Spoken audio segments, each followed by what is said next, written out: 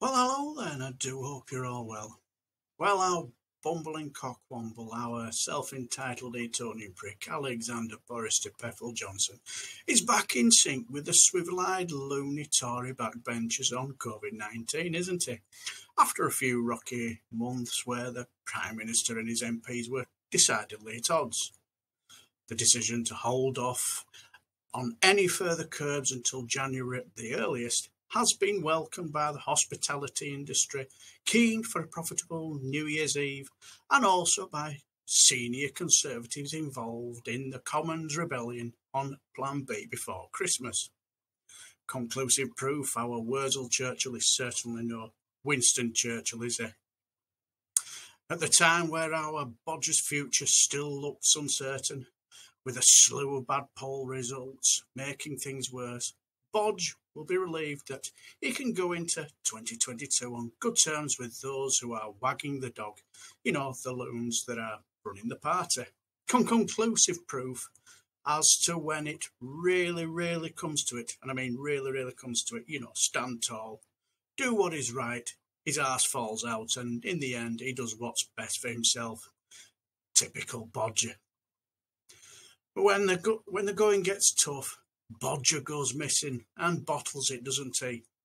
And at the time when this video was being recorded, I think about 10 days as well, wasn't it? I think it's the difference between England, where only light touch measures are currently in force, and the tougher rules introduced in the rest of the UK is a stark illustration of the gamble the Prime Minister and his cabinet have taken.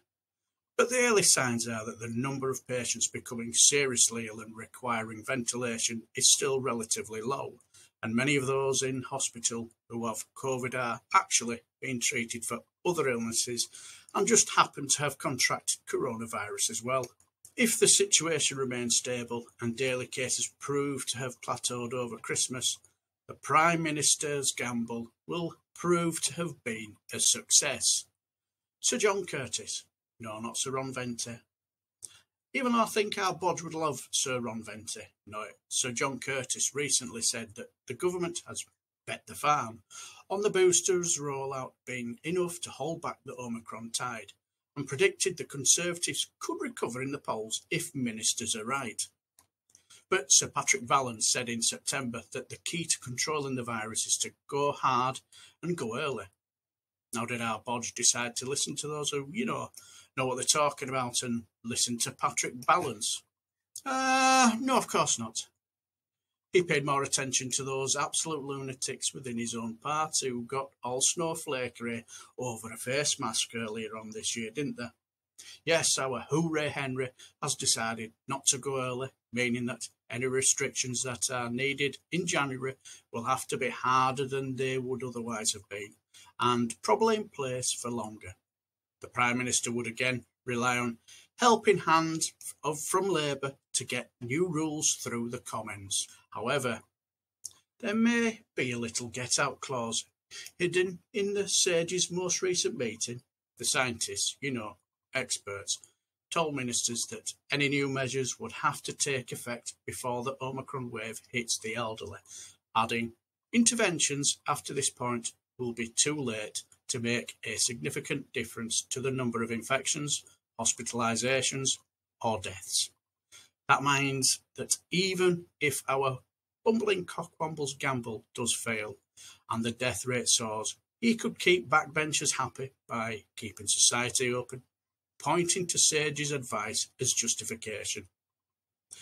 Now, would the public accept a large wave of deaths as a result of our bodger, our self-entitled Etonian prick Alexander Boris Johnson's politicking? Now, maybe a year ago I would have said yes, but I'm not so sure now.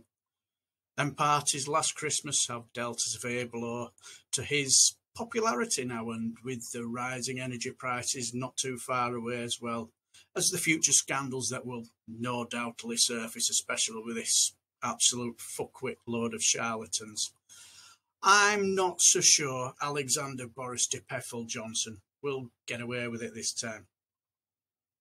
But what do you guys think? Right, I shall leave the video here, and until the next time, I shall bid you farewell and take care.